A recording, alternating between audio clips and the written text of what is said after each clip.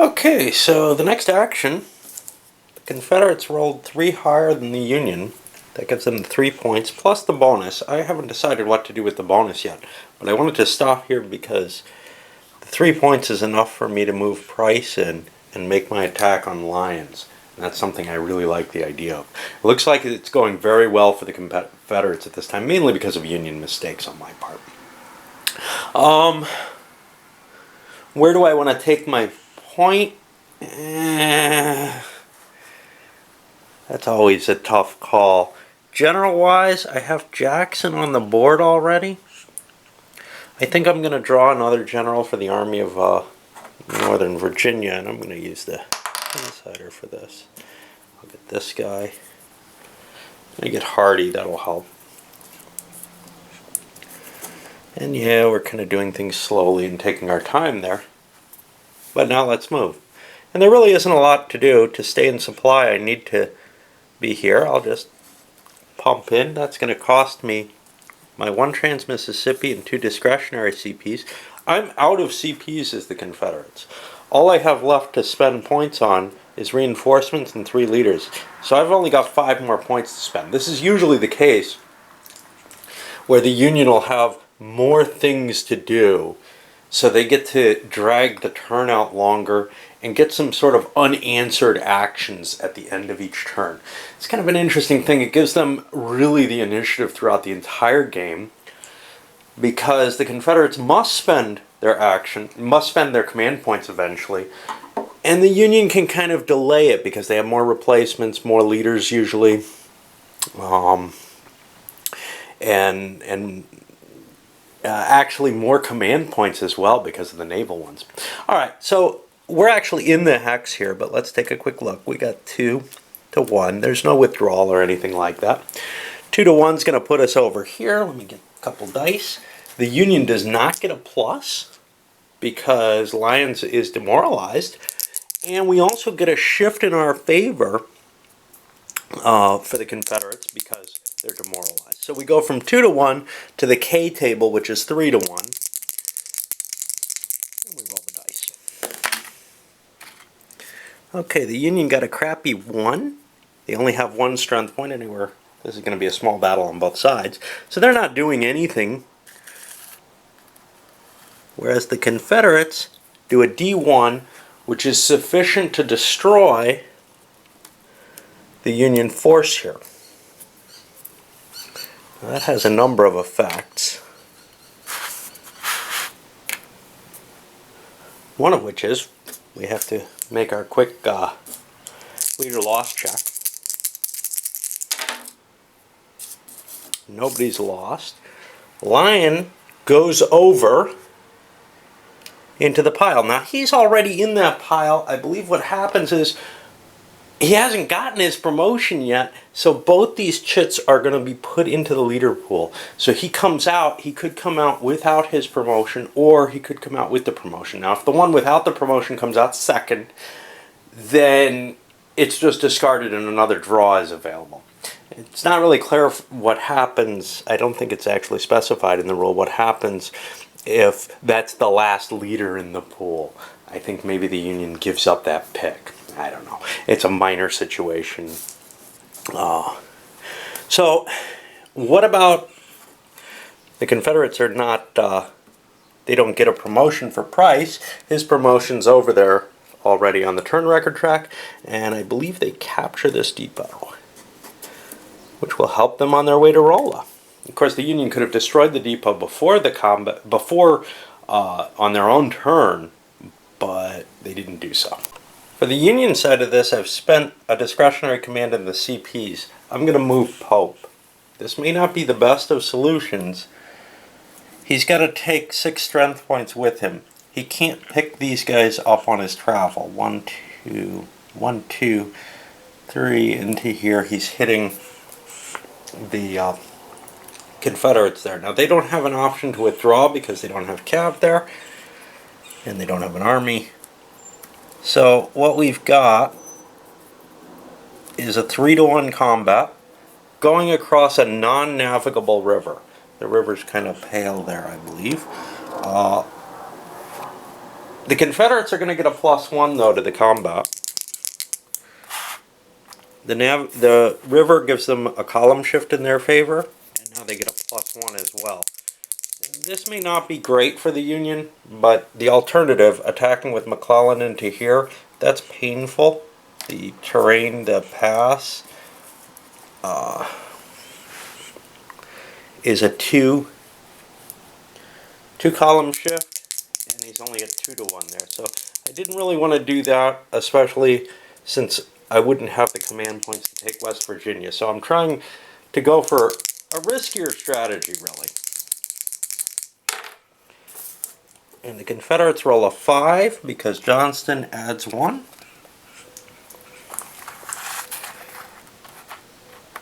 To the attacker, not to the defender. That'll be a D1. And the Union only gets a 2, that's a D1.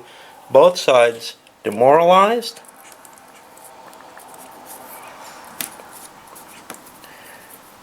I'm going to retreat back to the hex I came from. That's not a mountain pass.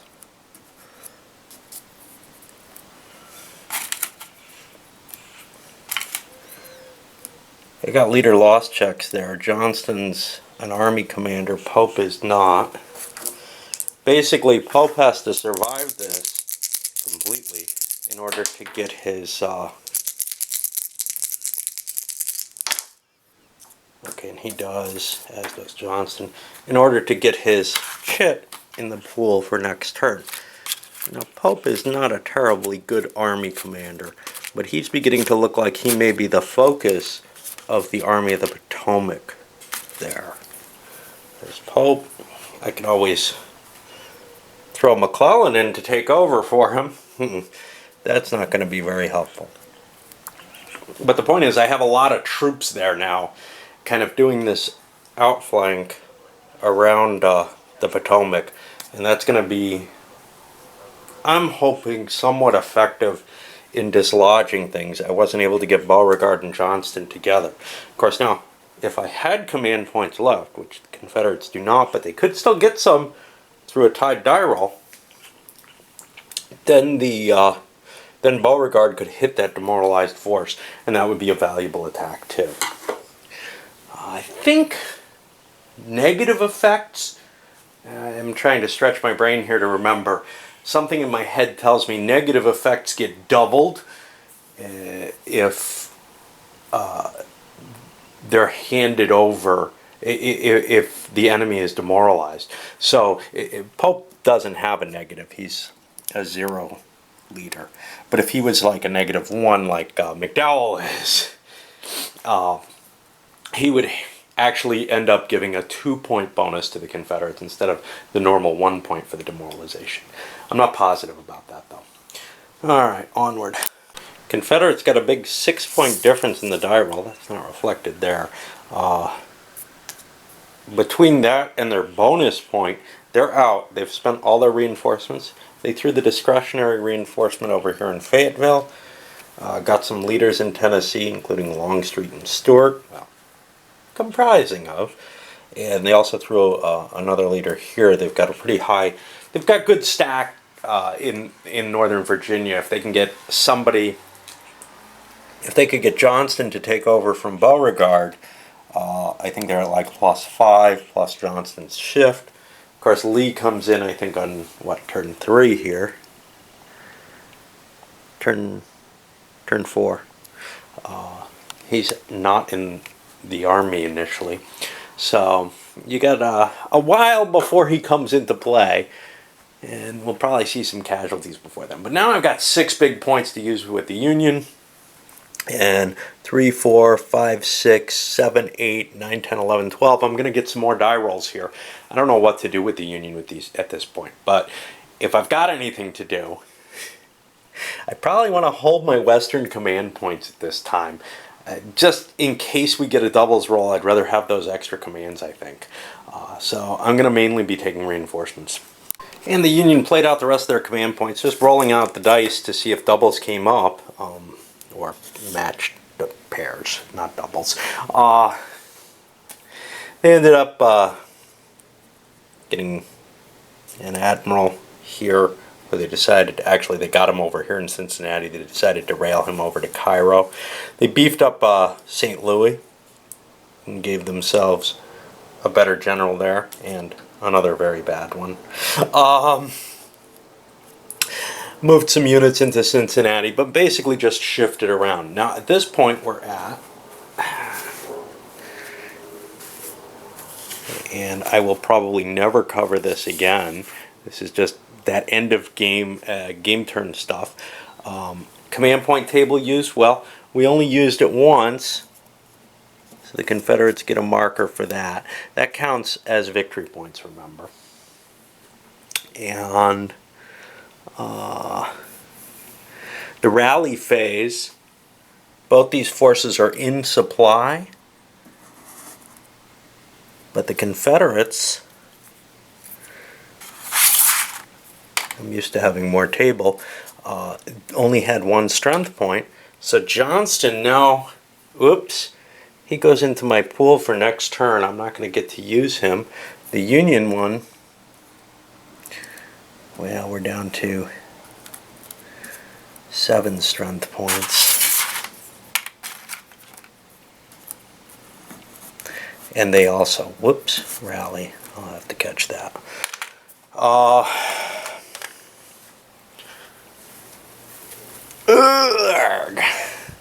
Yeah, that would make a big difference if I just lost that. Now you notice the leaders stay face up once they've been revealed. You can't keep them hidden after that. Now we're at the end phase, and we'll just be clearing up and moving into the next game turn. I'll load this one up. A couple of thoughts on how this first turn went. Like I said, not well for the Union. Normally, the Union's sitting on Missouri. It should convert over to them. Well, they got chased out. Now that happens quite often the way I play, so I think the Confederates can kind of really create a thorn in the Union side in Missouri. This was just an error, and West Virginia not being in Union hands is a bad thing. Does it matter terribly much? I don't know. It means some actions are going to have to be done later, but in the overall view of things, the biggest thing it means, West Virginia is less important. Over here in Missouri, it's more important because once that converts, this becomes a good location. You still have this annoyance of supply having to be traced there because you don't have a rail line or a river. But it becomes a real powerful place because you can start building your replacements or reinforcement units there and march down into Arkansas. Not a lot you can do there cheaply, though. Arkansas is ugly terrain to travel down. But it definitely does make things more difficult on the Union to have to gain this additional ground. It's also possible Price may be able to launch an attack, but the forces that have started to concentrate, including both my discretionary reinforcements there, and that's important. Those reinforcements went into the Trans-Mississippi instead of the main theaters of the war, but the Union generally has enough troops. What they don't usually have is the leaders that are effective at this point in the game, and that's all fair and good.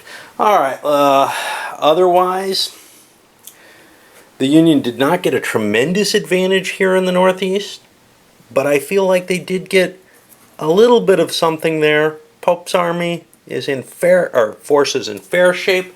The problem here, I need an army there, and to do that, I'm going to need to start drawing leaders to get Pope promoted, because this is not a city, so I can't bring reinforcements into that until it is an army.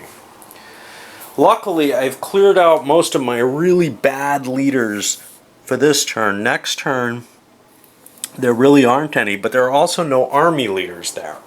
All I've got is the hope of drawing Pope. So that force and my northeastern whole strategy here, or my eastern strategy, may all kind of fall flat because I've got to wait for Pope to show up with his orders to form an army and then to actually form it. Of course, I could delegate it to someone else.